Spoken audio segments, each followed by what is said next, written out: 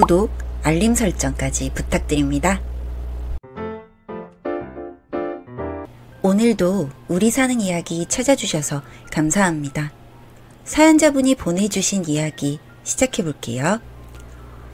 저는 딸 셋을 키우고 있는 30대 주부입니다. 20살에 사고를 쳐서 남들보다 일찍 결혼을 했어요.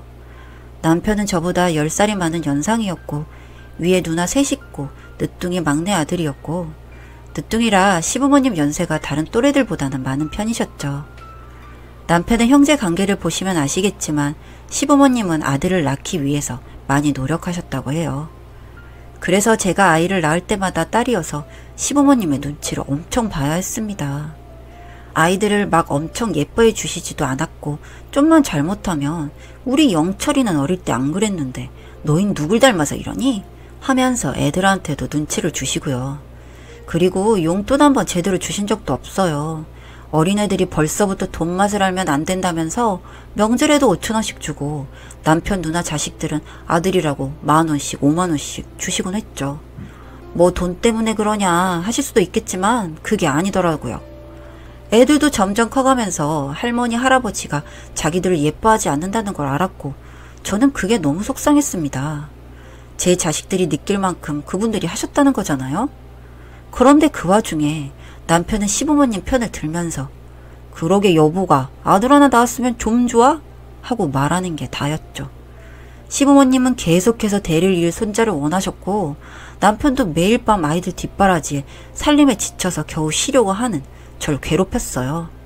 저는 그 괴롭힘을 받아주면서도 더 이상 아이를 낳고 싶지 않고 혹여나 정말 아들을 낳아주면 저희 딸들은 지금보다 더 찬밥 실세가 될 것 같아 남편 몰래 피임약을 꾸준히 복용했습니다. 제 마음속 오기 같은 거였나 봐요. 그리고 알게 되었죠. 어느 순간부터는 그런 남편의 행동들이 저를 사랑해서 하는 게 아닌 아들을 낳기 위한 의무감이라는 것을 말이죠. 그렇게 생각들기 시작하니 제가 애 낳는 기계처럼 느껴지고 비참해져서 잠자리를 거부하기 시작했습니다. 안 그런가요? 제가 무슨 짐승도 아니고 말입니다. 그리고 숨겨두었던 피임약도 남편에게 들켜버렸죠. 그날 집안이 한바탕 뒤집어졌고 남편은 소리를 지르고 아이들은 울고 저는 양쪽을 다 달래느라 고생 좀 했어요. 남편은 겨우 진정했고 그날 이후로 남편은 털끝 하나 건드리지 않더라고요. 저야 편했죠. 그렇게 꽤 긴 시간이 빠르게 지나갔어요. 남편은 저와 잠자리를 가지지 않은 이유로 집에 붙어있는 날이 없었습니다. 쉬는 날에도 일이 뭐 그리 바쁜지 회사에 출근한다고 했고요. 일하는 날에도 항상 늦은 시간에 집에 들어왔어요. 그리고 새벽에 방을 나가서 누군가와 전화하는 것 같기도 했고요. 여자는 촉이 좋다고 하잖아요. 그런 제 촉이 남편이 바람이 났다에 꽂히더군요. 아들 낳아보려고 시도했다가 안 되니 이젠 다른 여자를 만나 바람을 피우는가 보네. 그런 생각이 들자 일단 빼도 박도 못하게 증거를 잡아야 한다는 생각이 들었습니다. 저만 당하고 있을 순 없었으니까요. 하루는 남편이 씻으러 갔을 때 남편 핸드폰을 몰래 봤어요. 근데 이미 철저하게 지웠는지 여자와 연락을 주고받은 흔적은 없더라고요. 그렇게 핸드폰을 내려놓으려는 찰나에 남편 핸드폰으로 전화가 왔습니다. 핸드폰에는 영식이폰이라고 떴어요. 영식이라는 사람은 남편의 30년 지기 친구로 저도 잘 아는 사이였기 때문에 남편이 지금 씻고 있다는 걸 알려주려고 했습니다. 그리고 오랜만에 안부도 묻고 싶었고요. 그래서 전화를 받았는데 말이죠. 아주 어린 목소리의 여자가 말을 하더군요. 오빠 보고 싶어. 저는 너무 놀라 아무 말도 하지 못하고 전화를 끊었고 그 순간 남편이 씻고 나왔고 자기 핸드폰을 들고 뭐하는 짓이냐며 핸드폰을 뺏어가며 화를 냈어요. 영식이 폰으로 전화와서 내가 받았는데 그 여자 누구야? 남편의 동공이 잠시 흔들렸지만 여자는 무슨 재수씨가 장난쳤나 보지. 아니 그러게 왜 내 전화를 함부로 받아? 라고 말하며 아주 당당하더라고요. 그런데 누가 봐도 뒤가 구리지 않나요? 여튼 그날은 그렇게 물 흐르듯 넘어갔고 저는 의심을 거둘 수 없었지만 증거가 없으니 소가리만 하고 있었습니다. 그리고 어느 순간 시부모님의 아들 재촉이 없다는 게 느껴졌고 이상한 마음보다는 드디어 포기하셨나 보다 생각이 들었어요. 뭐 제 입장에서도 참 찝찝하지만 더 이상 괴롭히는 사람이 없어 편한 나날들이 이어졌고 어느 날 시부모님이 할 말이 있다고 불러서 시댁에 가게 되었습니다. 거기에 가보니 남편도 와 있었고 모르는 여자도 함께 있었어요.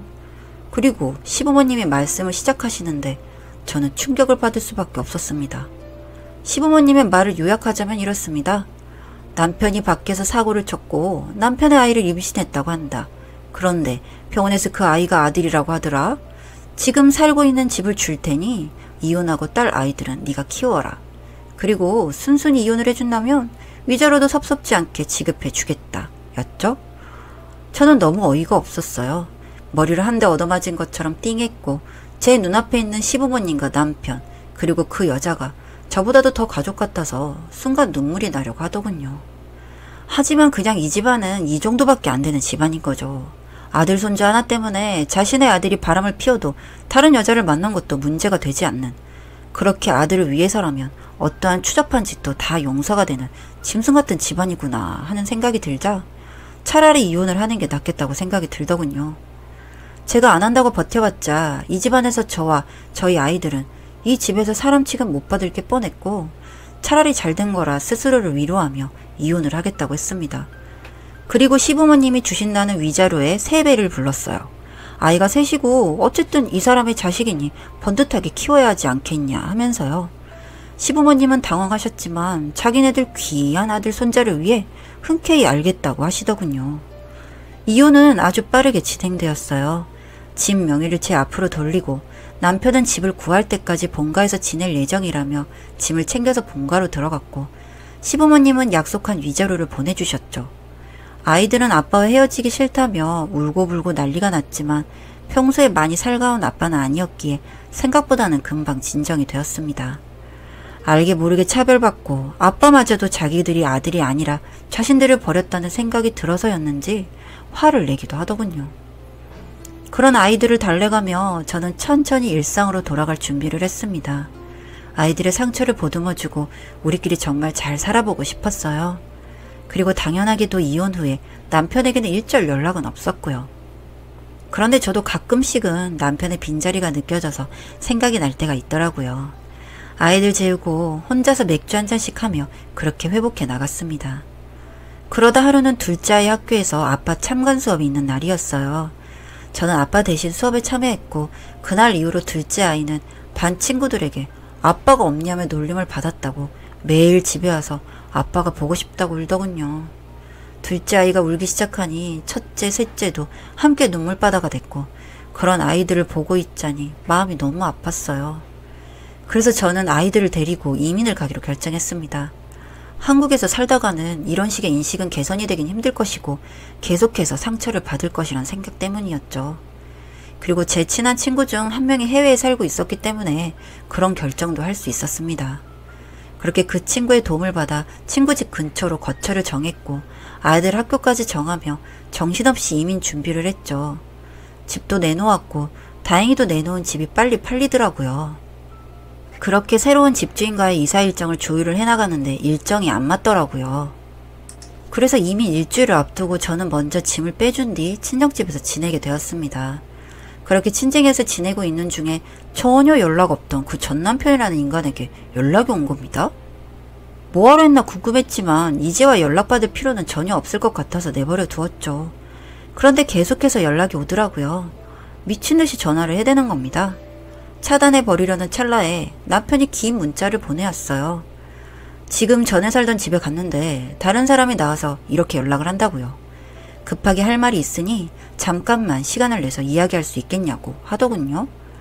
친정 부모님은 그냥 무시해버리라고 했지만 이제 며칠 뒤면 이민도 갈 거고 단순한 호기심에 알겠다고 했습니다. 그리고 남편을 만나러 나갔어요.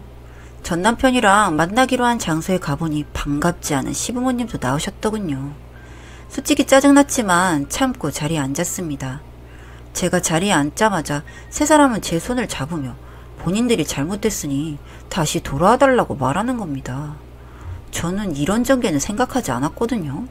그렇게 내칠 때는 언제고 이 인간들이 왜 이러나 했는데 그 인간들이 이야기를 시작하더군요. 남편은 저와 이혼 직후 본가로 들어갔고 그 여자는 새로운 집을 구하기 전까지 친정에서 지냈다고 하더라고요. 빨리 함께 살고 싶은 마음에 새로운 신혼집을 빠르게 알아봤고 적당한 신혼집을 찾아서 계약하려는데 여자는 집 명의를 본인 앞으로 해줄 것을 요구했고 세 사람은 그 잘난 아들을 낳아줄 여자의 요구를 원한 대로 다 들어줬고요. 그리고 그렇게 함께 살게 되었고 따로 결혼식을 올리지 않았대요. 여자는 배도 많이 불렀고 초혼이 아닌 남편을 배려해 다음에 아이랑 같이 사진이나 찍자고 하면서요. 그렇게 말해주니 남편과 시부모님은 속이 깊은 여자라고 생각하고 더 잘해줬다고 합니다. 얼마나 예뻤겠어요. 아들 손주 낳아주는데 여자가 속까지 깊으니 말이죠. 그래도 혼인신고는 빠르게 하고 싶었는데 여자는 아이가 태어나고 해도 늦지 않다며 혼인신고를 미뤘대요. 그래서 남편은 혼인신고서를 써놓고 아이가 태어나길 기다리고 있었다고 해요. 아기가 태어나는 날 바로 혼인신고와 출생신고를 같이 하기 위해서요. 여튼 그렇게 그 귀한 아들 손주는 태어났다고 합니다. 그 와중에도 남편이라는 인간은 자기와 닮지 않는 아이를 보고 약간 실망을 했었대요. 그렇지만 아들이 태어나 너무 좋았다네요. 그런데 그날 남편은 혼인신고를 하러 갔는데 알고 보니 여자는 이미 유부녀였다는. 놀라서 당장 병원으로 달려가 그 여자에게 따졌더니 그 여자는 사실은 남편이 따로 있고 남편의 사업 실패로 돈이 필요해 의도적으로 접근했다고요. 그리고 낳은 아들도 전 남편의 아이가 아닌 본인 남편과 생긴 자식이라고요. 세상에 이렇게 난 여자가 있더랍니다. 이야기를 듣다 보니 멍청하게 살았던 저보다는 아주 똑똑한 여자더라고요. 듣는 내내 속이 왜 이리 시원하던지. 여튼 그 얘기를 듣고 시부모님과 전 남편은 뒤집어졌고 그 여자를 고소할 예정이라고 하며 그런 일을 겪고 나니 저와 제 아이들이 보고 싶더라고요. 그러면서 다시 새로 시작하면 안 되겠냐고 하더라고요. 저는 얘기를 모두 듣고 너무 통쾌하더군요. 저 대신 복수를 해준 그 여자에게 너무 고마워서 찾아가서 절이라도 하고 싶었습니다. 그 정도로 고소했어요. 그 여자 덕분에 이 인간들이 제 앞에 와서 머리를 조아리고 있는 거잖아요. 그리고 그 순간 저도 이민 가기 전에 뭐 하나는 열받게 해주고 싶다는 생각이 들더군요. 전 이민 간다는 사실을 숨기고 이렇게 말했습니다. 사실 제가 원래 살던 집을 팔았던 데는 이유가 있었어요. 저도 이혼을 하긴 했지만 그 집에서 살다 보니 자꾸 남편 생각이 나더라고요. 그래서 남편을 잊어보려고 집을 팔고 다른 곳으로 이사를 하기로 했고 내일 이사할 예정이에요. 그런데 이렇게 같이 합치자고 하니까 저도 마음이 많이 흔들리네요. 그랬더니 남편이 그럴 줄 알았어 여보. 고마워. 내일 이사면 내가 가서 도울게. 내일 몇 시까지 갈까? 라고 하는 남편에게 시간을 알려주고 내일 보자고 하고 그 자리에서 나왔습니다. 그리고 다음날 저는 아침 일찍 핸드폰을 해지시키고 난 뒤에 아이들과 예정대로 공항으로 향했어요. 공항에 도착해서는 공중전화로 전 남편에게 전화를 걸었습니다. 전 남편은 왜 전화가 안 되냐며 저에게 불안한 티를 팍팍 내며 전화를 받더군요. 그리고 이 번호는 뭐냐고 묻길래 이 멍청한 인간아. 내가 네가 뭐 얼마나 잘했다고 널 잊지 못했겠니? 참 웃기다 너도. 양심이란 게 없구나. 평생 그렇게 아들 노래를 부르더니 너나 니네 부모나 아주 꼴 좋다. 왜? 남의 집 자식이라도 아들이기만 하면 되는 거 아니었니? 그렇게 계속해서 아들 낳아줄 여자나 찾으면서 추잡스럽게 살아. 알겠지? 이제 영원히 보지 말자 우리. 하고 전화를 끊었습니다.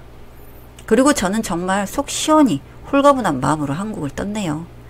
새로운 곳에 와서 적응하는 데 시간이 좀 걸렸지만 아이들도 이곳 생활에 만족하는 것 같고 저와 아이들을 사랑해주는 파란 눈의 남자를 만나 저는 재혼했습니다.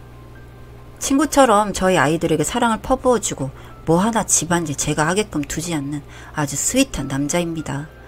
무엇보다 저를 아들 낳아줄 짐승 취급을 하지 않는 게 참 좋네요. 간간히 친정 엄마에게 소식을 듣고 있는데 그 전 남편은 그 여자에게 버림받고 저희까지 사라져버리고 나니 폐인처럼 지낸다고 합니다. 친정까지 찾아와서 울고불고 동네 떠나가게 난리를 쳤다는데 그때 친정엄마가 한마디 해줬다네요. 우리 딸이 너 같은 인간 털어내고 나니 아주 세상 살맛이 난다고 하네. 그러니 이렇게 찾아오지 말게. 남남인데 이런 식으로 와서 패기치면 경찰 부르겠네. 하고 경찰서에서도 출동하고 그랬다네요.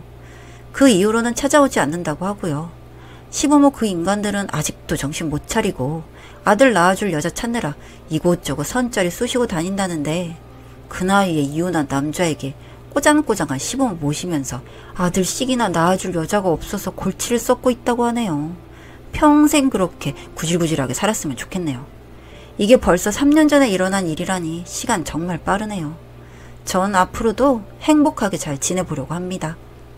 사연은 여기까지였고요. 우리 사는 이야기 시청해주셔서 감사합니다.